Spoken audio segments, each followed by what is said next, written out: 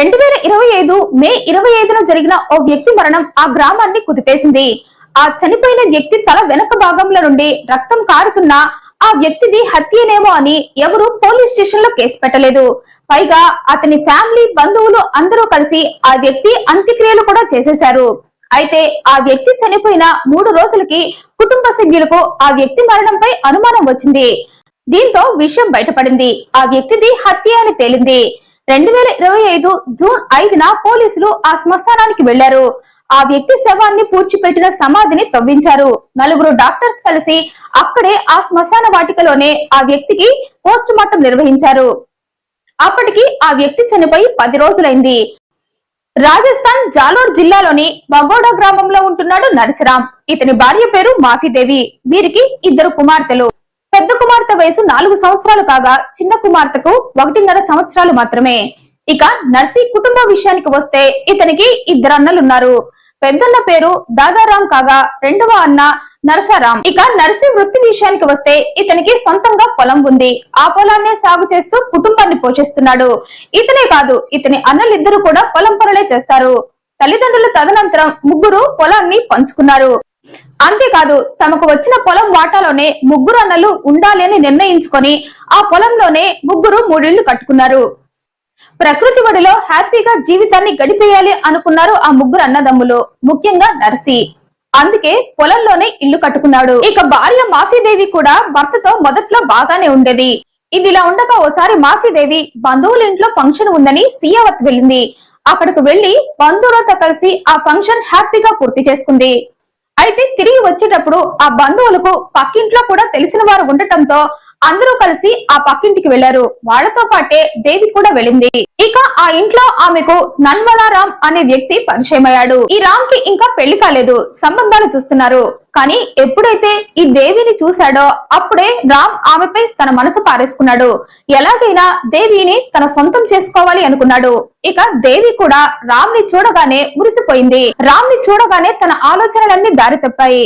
అందుకే వెంటనే రామ్ తో పరిచయం పెంచుకుంది. వెళ్తూ వెళ్తూ అతని ఫోన్ నంబర్ కూడా తీసుకుని మరీ వెళ్ళింది. ఆ తర్వాత నుంచి ఇద్దరు ఫోన్ లో గంటల తరబడి మాట్లాడుకునేవారు. అయితే ఇలా ఫోన్ లో మాట్లాడుకుంటూ టైం వేస్ట్ చేసుకోవటం ఎందుకని ఇద్దరు ఓ రోజు కలుసుకున్నారు. తమ కోరికలను తీర్చుకున్నారు. అప్పటి నుండి ఇద్దరు తరచుగా కలుస్తూనే ఉండేవారు. అది కూడా ఈ పొలంలో కట్టుకున్న ఇంట్లోనే. భర్త నర్సి రాత్రి వేళల్లో ఎప్పుడు ఇంట్లో పడుకునేవాడు కాదు. పొలంలో పండించిన పంటకు కాపులా ఉండాలని అతను పొలంలో పడుకునేవాడు. ఇక భార్య తన 2 పిల్లలతో ఇంట్లో పడుకునేది. ఇక అదే అవకాశంగా తీసుకున్న దేవి ప్రియుణ్ణి తన ఇంటికే పిలిపించుకునేది. భర్త పొలంలో నిద్రపోతుంటే ఆమె ప్రియుణ్ణి ఇంటికి పిలిపించుకొని అతనితో ఉండేది. అయితే ఈ విషయం చాలా కాలం అంటే దాదాపుగా 5-6 సంవత్సరాలు భర్త నర్సికి తెలియలేదు. అంతలా దేవి నర్సిని మేనేజ్ చేస్తూ వచ్చింది. అయితే చేసిన తప్పు ఊరకే వదలదు కదా. ఇలాంటి అక్రమ సంబంధాలు ఎప్పటికైనా బయటపడాల్సిందే, శిక్ష అనుభవించాల్సిందే. కాకపోతే ఆ శిక్ష ఎవరికి పడుతుందా అనేది ఇక్కడ ప్రశ్నార్థకం. ఒక్కోసారి తప్పు చేసిన వాళ్ళకి శిక్ష పడొచ్చు, మరొకసారి ఏ తప్పు చెయ్యని వారికి కూడా శిక్ష పడొచ్చు. ఇక్కడ నర్సి విషయంలో కూడా అదే జరిగింది. భార్య తప్పు చేస్తే శిక్ష భర్తకు పడింది. భార్య ప్రియుడితో ఏకాంతంగా ఇంట్లో గడుపుతూ ఉండటం నర్సి కళ్ళల్లో పడింది. 2025 మే 25న ఎప్పటిలాగే నర్సి పొలంలో పడుకున్నాడు. అయితే అర్ధరాత్రి టైంలో నీళ్ల కోసమని ఇంట్లోకి వచ్చాడు. అయితే భర్త ఇంటికి వస్తాడని ఊహించని భార్య ప్రియుణ్ణి ఇంటికి పిలిపించుకొని అతనితో గడుపుతుంది. ఇక ఇంట్లోకి వచ్చిన నర్సి భార్యను రెడ్ హ్యాండెడ్ గా ప్రియుడితో పట్టుకున్నాడు. ఇన్ని సంవత్సరాలు నన్ను మోసం చేశావని భార్యను ఇష్టం వచ్చినట్లు తిట్టాడు. దీంతో భార్య భర్తను కన్విన్స్ చేయబోయింది. కానీ నర్సి మాత్రం భార్య మాట అస్సలు వినలేదు. పైగా ఆమెను తిట్టాడు. ఆమె పక్కనే ఉన్న ప్రియుణ్ణి ఇష్టం వచ్చినట్లు కొట్టాడు. ఇన్ని సంవత్సరాలుగా నన్ను మోసం చేస్తూ నా భార్యతోనే ఉంటావా అని అతనితో గొడవకు దిగాడు. దీంతో రామ్ నర్సిపై రివర్స్ అయ్యాడు. అక్కడే ఉన్న భార్య ఇద్దరిని ఆపాలని ప్రయత్నించింది. కానీ ఇద్దరిలో ఏ ఒక్కరూ ఆగలేదు. ఇక ఇద్దరు అలా గొడవ పడుతూ ఉండగా రామ్ ఆవేశంగా పక్కనే ఉన్న కర్ర తీసుకొని అసలు నువ్వు నా ప్రియురాలి పక్కనే ఉండటానికే వీల్లేదు, ఆమె భర్తగా నువ్వుంటే నేను అస్సలు ఆ విషయాన్ని భరించలేను అంటూ ఆ కర్రతో నర్సి తలపై బలంగా కొట్టాడు. దీంతో నర్సి తల వెనక భాగంలో నుండి ధారాపాతంగా రక్తం కారుతూ స్పృహ కోల్పోయి మూర్ఛ వచ్చి పడిపోయాడు. ఇక అది చూసిన భార్య దేవి ప్రియుణ్ణి ఆపబోయింది. కానీ ప్రియుడు మాత్రం ఆమెను కూడా బెదిరించాడు. నువ్వు నా పనికి అడ్డు రావద్దన్నాడు. నీ భర్తను ఈ రోజే కలిసి చంపేద్దామన్నాడు. ఇతన్ని చంపితేనే ఇక నుండి మనం హ్యాపీగా ఇలాగే బతకగలమన్నాడు. ఇన్ని సంవత్సరాలుగా అతనికి మన ఎఫ్ఐఆర్ తెలియలేదు కాబట్టి మన జోలి రాలేదు. కానీ ఇప్పుడు తెలిసింది కాబట్టి ఇక మీదట మన ఇద్దరిని ఇలా ప్రశాంతంగా కలవనివ్వడు అన్నాడు. దీంతో భార్య కూడా ఆలోచించింది.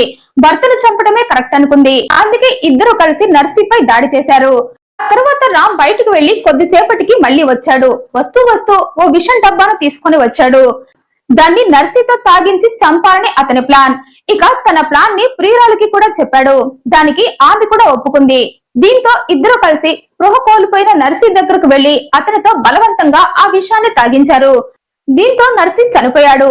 అయితే అతని మరణం ఆత్మహత్యలా ఉండాలని నిర్ణయించుకున్నారు ఇద్దరు. అలా ఉంటేనే తాము ఈ నేరంలో ఇరుక్కోకుండా ఉంటామని అనుకున్నారు. అందుకే నర్సీ శవాన్ని ఆ గదిలో ఉన్న ఫ్యాన్ కి తాడుతో వేలాడదీశారు. ఆ తర్వాత ప్రియుడు రామ్ అక్కడి నుండి వెళ్లిపోయాడు. అతను వెళ్లిపోయిన ఓ పావుగంట తర్వాత దేవి గట్టిగా అరుస్తూ దుదారాం ఇంటికి చేరుకుంది.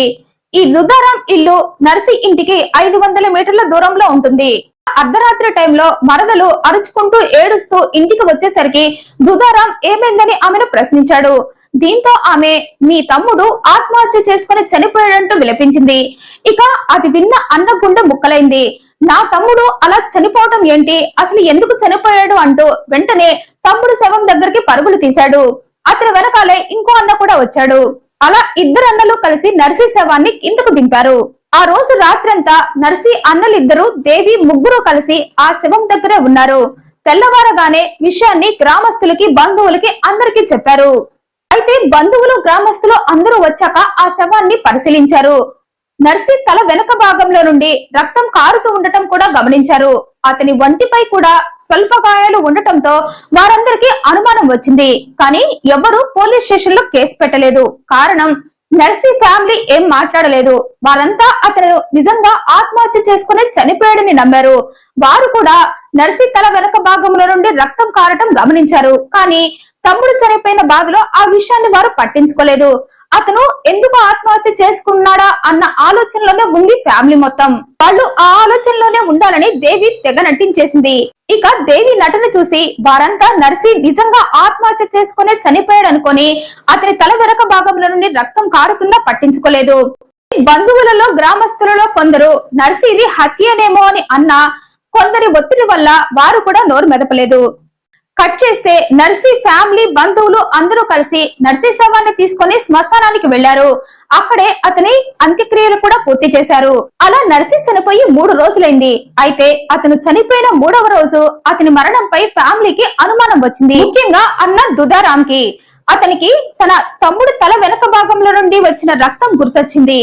దీంతో అతనికి డౌట్ వచ్చి తన డౌట్ ని ఫ్యామిలీ మొత్తంతో షేర్ చేసుకున్నాడు. ఇక అప్పటికే ఫ్యామిలీ మొత్తంలో కూడా చిన్నపాటి డౌట్ ఉండటంతో అది కాస్త పెరిగింది. దీంతో దుదారాం కి డౌట్ వచ్చి ఫ్యామిలీ సమక్షంలో ఆమెను నిలదీశాడు. దీంతో తప్పించుకోలేకపోయిన దేవి నిజం ఒప్పుకుంది. నర్సీని తను తన ప్రియుడు ఇద్దరం కలిసి చంపేశామని, అయితే ఈ విషయం ఫ్యామిలీలో ఎవరికి చెప్పకుండా నన్ను బెదిరించాడని, అందుకే నర్సీ ఆత్మహత్య చేసుకున్నట్లుగా నేను చిత్రీకరించానని మొత్తం చెప్పేసిందామే. రామ్ కి నాకు 5-6 సంవత్సరాల నుండి ఎఫైర్ ఉందని, కానీ ఈ విషయం మీ తమ్ముడికి తెలియదని, 2025 మే 25న అతను మా ఇద్దరిని రెడ్ హ్యాండెడ్ గా పట్టుకున్నాడని, దీంతో నా ప్రియుడికి నర్సీకి మధ్య గొడవ జరిగిందని, ఆ గొడవలో నా ప్రియుడు నర్సీని చంపేశాడని, అతనికి నేను కూడా సాయం చేశానని మొత్తం వివరించింది ఆమె. అయితే అతని మరణం ఎక్కడ తమ మీదకు వస్తుందో అని తన ప్రియుడే ఈ విషయం ఎవరికి చెప్పొద్దని నన్ను బెదిరించాడని, నర్సీది ఆత్మహత్యగానే చిత్రీకరించాలని చెప్పాడని, అందుకే నేను అందరికీ నర్సీ ఆత్మహత్య చేసుకుని చనిపోయాడనే చెప్పానని చెప్పింది. అంతేకాదు నర్సీది హత్య అని బయట పెడితే నీకు కూడా ఇదే గతి పడుతుందని ప్రియుడు నన్ను బెదిరించాడని, అందుకే నర్సీ ఆత్మహత్య చేసుకుని చనిపోయినట్లుగా నేను చెప్పానంది. దీంతో అన్న పోలీస్ స్టేషన్ కి పరిగెత్తాడు. దేవి చేత నిజాలన్నీ చెప్పించాడు. దీంతో పోలీసులు 2025 జూన్ 5న నర్సీని పూడ్చిపెట్టిన శ్మశానం దగ్గరకు వెళ్లారు. అక్కడ సమాధి చేసిన నర్సీ శవాన్ని తీయించారు. 4 డాక్టర్స్ ఆ శ్మశానంలోనే నర్సీకి పోస్ట్ మార్టం నిర్వహించారు. తిరిగి ఆ సమాధిని పూర్తి చేశారు. దేవిని అదుపులోకి తీసుకున్నారు. ఇక విచారణలో ఆమె తనే తన ప్రియుడితో కలిసి తన భర్తను చంపినట్లుగా ఒప్పుకుంది. ఆ వెంటనే ప్రియుడు రామ్ ని కూడా అరెస్ట్ చేశారు. ఇక విచారణలో అతను కూడా తన నేరాన్ని అంగీకరించాడు. ఇక్కడ తప్పు చేసింది ఒకరు, శిక్ష అనుభవించింది మరొకరు. దేవి తప్పు చేసింది, కానీ ఆమె చేసిన తప్పుకు శిక్ష ఆమె భర్త అనుభవించాడు. 45 ఏళ్ల వయసులోనే నర్సి తన ప్రాణాలు పోగొట్టుకొని తన 2 పిల్లలకు దూరమయ్యాడు. ఓ అక్రమ సంబంధం ఆ కుటుంబంలో చిచ్చు పెట్టింది. ఓ మనిషి ప్రాణం తీసింది. ఇంత చేసి దేవి సాధించిందేమీ లేదు. తన ప్రియుడితో కలిసి జైల్లో చిప్పకూడు తినడమే మిగిలింది. ఈ వీడియోపై మీ అభిప్రాయాన్ని కమెంట్ రూపంలో తెలియజేయండి. మరింత ఇంట్రెస్టింగ్ అండ్ జెన్యూన్ ఇన్ఫర్మేషన్ కోసం ఈ వీడియోని లైక్ చేయండి, షేర్ చేయండి, ఛానల్ సబ్స్క్రైబ్ చేయండి. Thank you for watching.